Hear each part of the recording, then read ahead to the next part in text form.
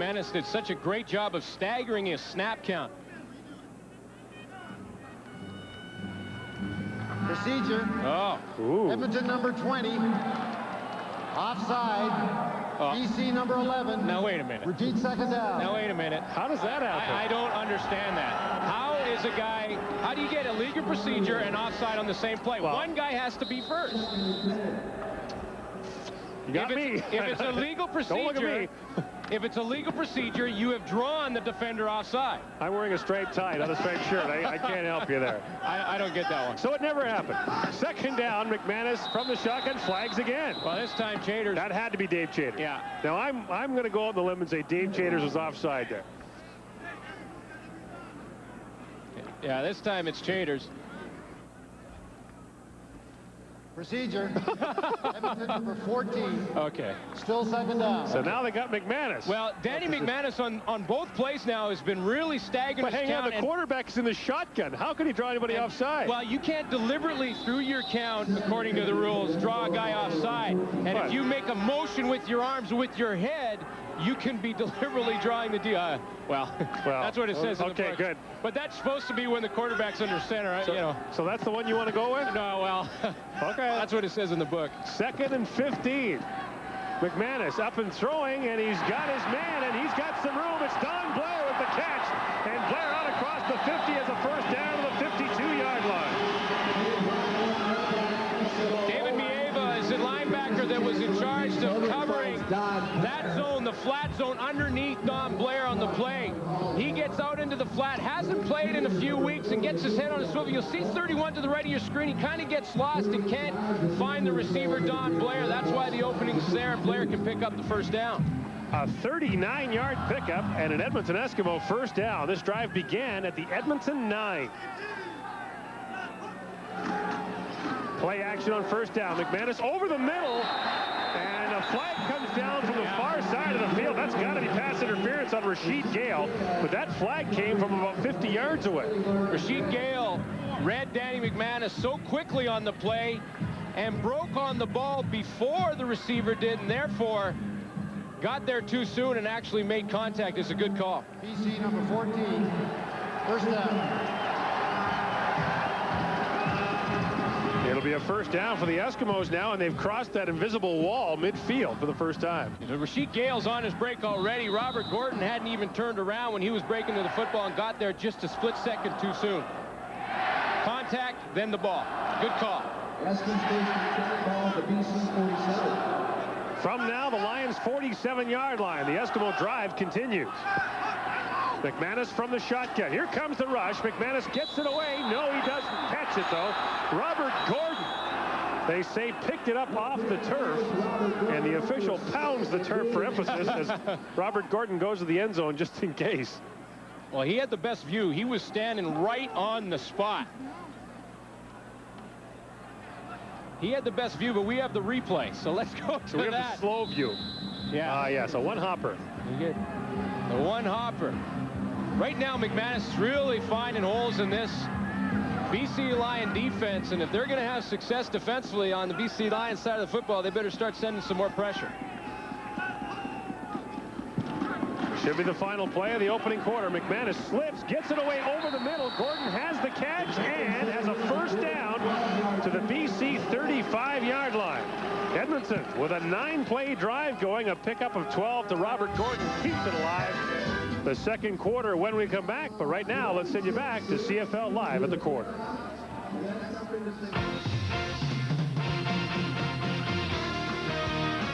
CFL Live at the quarter is brought to you by Midas for new, longer-lasting carbon metallic brake pads. One other game going on in the Canadian Football League this afternoon at Taylor Field in Regina, and Saskatchewan is trailing the Hamilton Tiger Cats on a Yonel Jordan touchdown. Former Buffalo Bill taking it in a 6-yard TD catch, 7-0 Ticats. And welcome back to CFL Live. At the quarter, Rod Smith back with Obi, Les, and Marty. Hey, we talked about turnovers with these two teams. That's been their history this season. And once again, Les, a turnover leads to the only points of the ballgame. Well, Glenn Suter talked at the beginning, when it happened, about receivers getting mixed up in their routes. Well, defensive backs love to see receivers get mixed up in their routes. That way they can shove them into one another and cause something like this to happen. As we see here, Damon Allen drops back.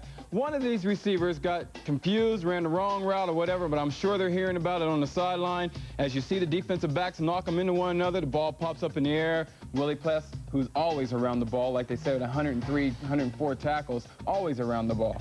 One thing I didn't want Willie to do is to pitch that ball, and when you're on the sideline now, you could mess up that turnover as well. I don't know if you can blame that interception less on Damon Allen, but in the last few weeks, he has been really subpar. Earlier this season, you were one of the guys, and Gordon Miller, and so many others who thought that he should have been the most outstanding player candidate from the Western Division. He's really blown that opportunity. He's taken a lot of heat from the Vancouver media lately, particularly Kent Gilchrist of the Vancouver Sun, of Vancouver Province. But he's really blown his chance for being, and now I think you've got to look at Garcia or McManus or even Alfred Jackson as the outstanding player in the West. Well, I think part of that situation might be they've changed their look a little offensively, and they haven't got set in their receiving core all year. It seems like that's been a problem. And an area that I've been watching closely today in this particular game, especially with the wind factor, is the punting, because Fleming and going into the game, Louis Pasaglia were the two worst punters average-wise and net-wise in the league. Fleming was a little better, and that's going to be a factor as this game goes on, the punting in the field position. Well, Lions trailing now. Let's head back once again to Commonwealth Stadium to Gordon Glenn, guys. 3-0 Edmonton leads after the first quarter of play. The Eskimo drive continues as Danny McManus hits Eddie Brown, and Brown now has some room to run. Still going across the 20 and down to the 18-yard line for another Edmonton Eskimo first down. And the numbers from the first quarter brought to you by Midas. Look at BC's passing numbers, -2 yards, but the Edmonton Eskimos with most of their 87 yards on this drive. And that one turnover turned into that Sean Fleming 29-yard field goal. Willie Pless with the big interception takes it back, and Fleming kicks field goal, and that's the points in the game. Lancaster talked about how hard it is to put together a long drive. Here's one. McManus over the middle. Darren Flutie, touchdown.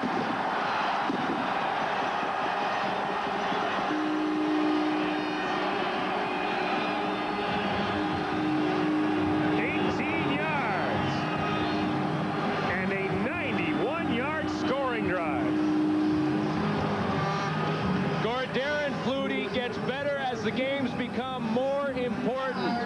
When you look at his stats over his career, when he gets into playoff games, the most important games of the season, Darren Flutie averages well over 100 yards per game. This is another one. This is for first place for the Edmonton Eskimos.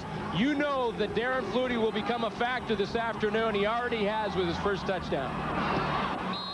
Sean Fleming puts the point after up and good, and the Edmonton Eskimos early in the second quarter strike on Darren Flutie's 9th touchdown catch of the year. That's a career high for him in a single season. And behind him is one of your favorite vehicles, Glenn, the Edmonton Eskimo fire truck. You don't know how many times I've wanted to slash those tires. Joe Fleming of the BC Lions said yesterday he was going to put a candy bar in the gas tank. He was so tired of hearing it.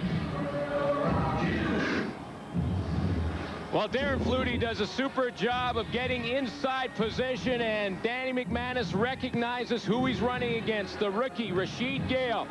He sees the rookie covering his veteran in Darren Flutie. He's going to go there. It was man-to-man defense. Flutie knew it. Danny McManus knew it. They hook up. Touchdown for Edmonton. Hey, Doug, what's up? How you doing? Long way to go now. Saying hello to his brother, who, along with his Toronto Argonauts, had not a bad day yesterday, and the Argo juggernaut rolls along. And congratulations to Don Matthews, becoming the all-time winningest coach in CFL history. Shalon Baker has the kickoff go over his head and will now have to surrender a single point. So the Edmonton Eskimo lead that was 10 is now 11.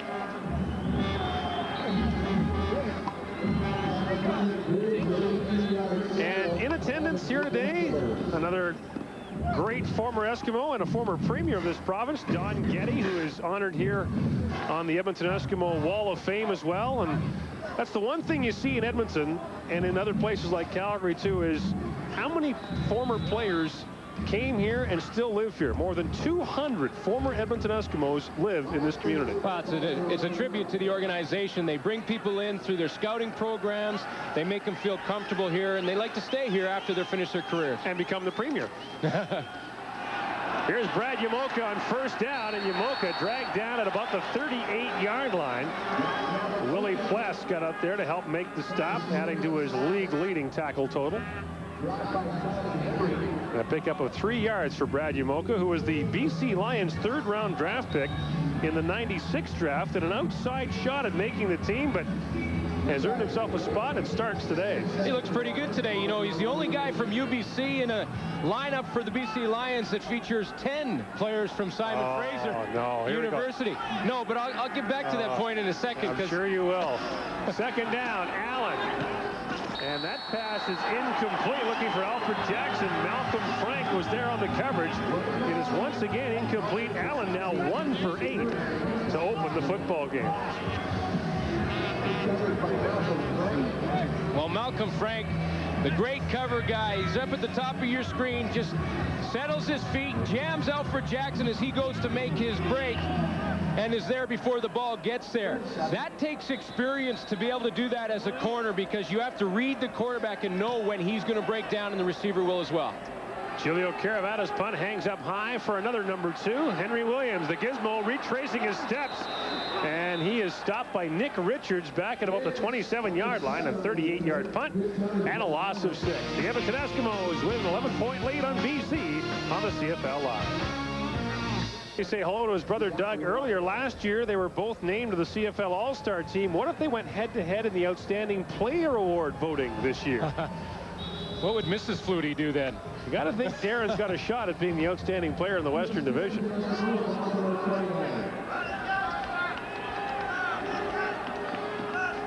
After that long march last time, the Eskimos start with better field position. The pass complete to Darren Flutie over the middle. He's got a first down out across the 40 to the 41-yard line, a pickup of 11. Well, he does it also well. He reads defenses quickly. See, he knows there's a zone right here, so quickly he's got to get off the jam from Rashid Gale and find the opening. That's just a timing thing, and he knows he only has a split second to get into that opening to provide Danny McManus with the target. He gets there in time. McManus delivers the football.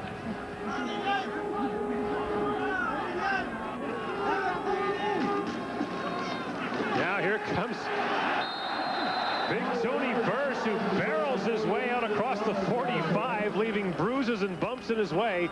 He gets out to the 48-yard line and a pickup of 8. You know, talking about Tony Burse's injury, he had a hand injury. He said the knuckle was basically ripped right off his hand. And he's surprised how quickly he's recovered, because he's really not even wearing protective equipment on it. Couldn't leave it a hand injury, could you? Here he comes again out across the 50. The football comes loose, but they say Burse was down, and it should be an Edmonton first down. Don Wilson in to plead his case. Well, it was a quick whistle, but I think the whistle did blow just before the ball came out. And this has been somewhat of a... Ooh. Oh, I don't know. I don't know. Now, it looked like it came out before Burse hit the ground there, but I think the whistle blew just before Burse hit the ground. So if you're going on the whistle, it had already gone. But one problem for the Edmonton Eskimos this year has been short yardage offense, and that's one of the reasons that Tony Burse got the nod over Mike Sellers at fullback, is they feel he's a better short yardage runner. And Mike Sellers was not too pleased about the decision by Ron Lancaster this week to move him to the sidelines. Well, Mike Sellers is young and get a lot of playing time throughout his career. He's going to have a long one in the CFL. First down, McManus slips again, and the pass is incomplete to Robert Gordon. Well, Mike Sellers began the year for Edmonton as a defensive lineman, And then halfway through the year when Burst was injured, he was moved to fullback. And this is a guy who was all-state in Washington in high school at fullback and at linebacker. And actually, Ron Lancaster thinks his natural position, if there was one in the CFL, would be tight end. Yeah, Mike Sellers, in the 5 games that he played, 38 carries, 131 yards. He averaged 3.4 yards a carry and made a nice one-handed catch during that time. So showed a lot of athletic ability when the time he was in.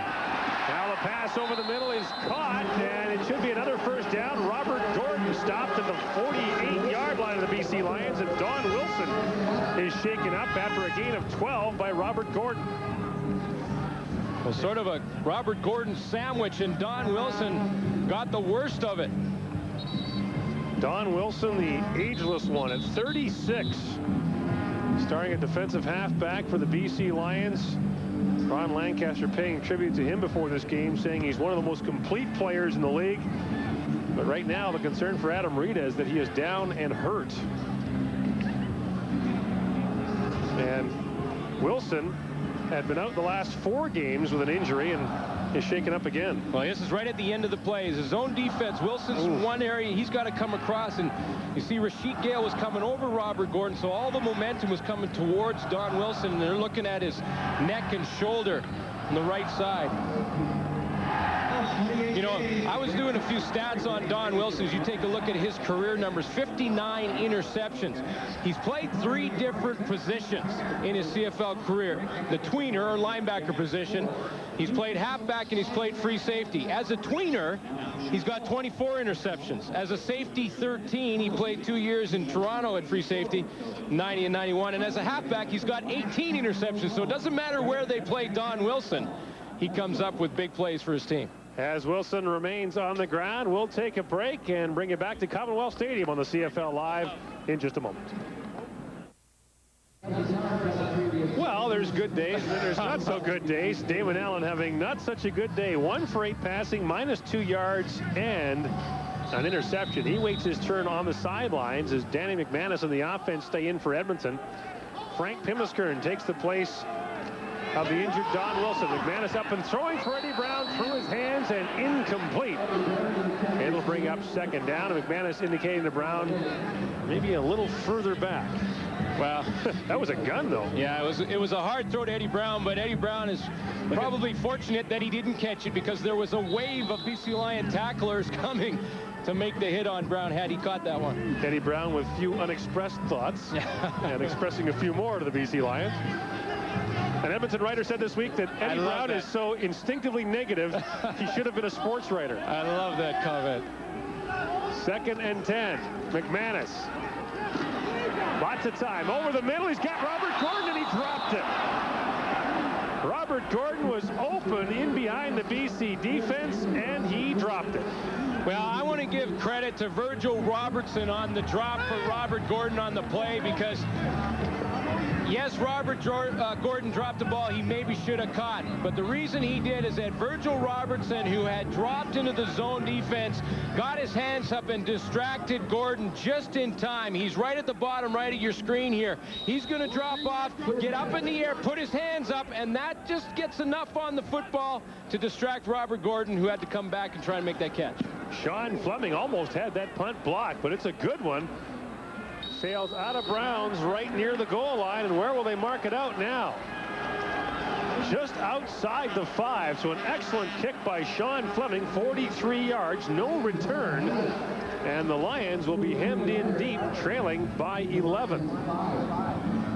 Well, we saw those lopsided numbers for Damon Allen and Danny McManus coming into this series. Now, Danny, I think the reason for that is Damon Allen has been locked in a little bit to Alfred Jackson. Yes, he's your #1 target, but you have to take what defense gives you. And right now, Edmonton defense is not giving them Alfred Jackson, so Damon Allen has to look elsewhere if he wants to have success. BC has run just 12 offensive plays, and we're in the 2nd quarter of the football game. Edmonton showing blitz, and it looked like early movement. Derek McCready might have jumped, and of course he immediately indicates that he was drawn offside.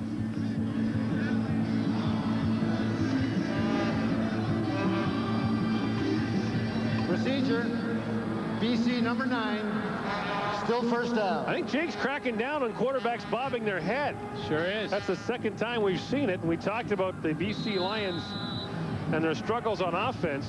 3 punts and an interception. And the interception by Damon Allen, just his 10th of the year. The only word to describe that, ugly. If you're a BC fan. If you're an Edmonton fan, it looks pretty nice. They seem pretty happy here at Commonwealth Stadium.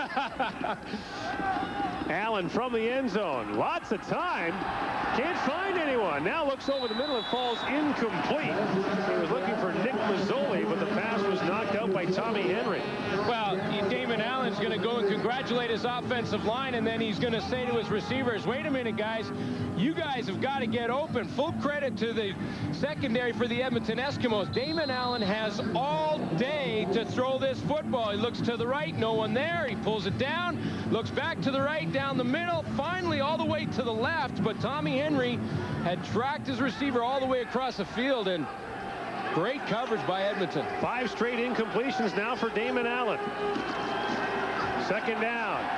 Heaving it deep for Alfred Jackson, being bumped by Malcolm Frank, and the pass well out of his reach is incomplete. Well, I talked about Damon Allen being locked into Alfred Jackson, but that particular play, I looked across the field to the other receivers to see if anyone was open, and there was a blanket across the field. Not one BC receiver was open on that play, so a good decision by Damon Allen to basically throw it away. Alfred Jackson was covered on the play, and Damon Allen 2 plays in a row has had nowhere to go with the football.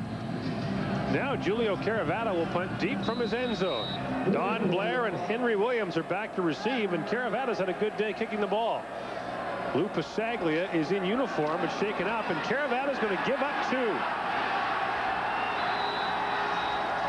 So Adam Rita decides not to give the Edmonton Eskimos a chance for more than that. He'll give up the deuce. And now with 8:09 to play in the first half, the Edmonton Eskimos with a 13-0 lead on the BC Lions.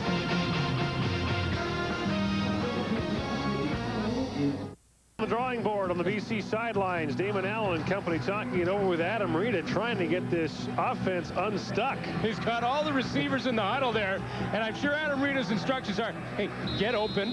One of you, please. Get open. Give our quarterback a target.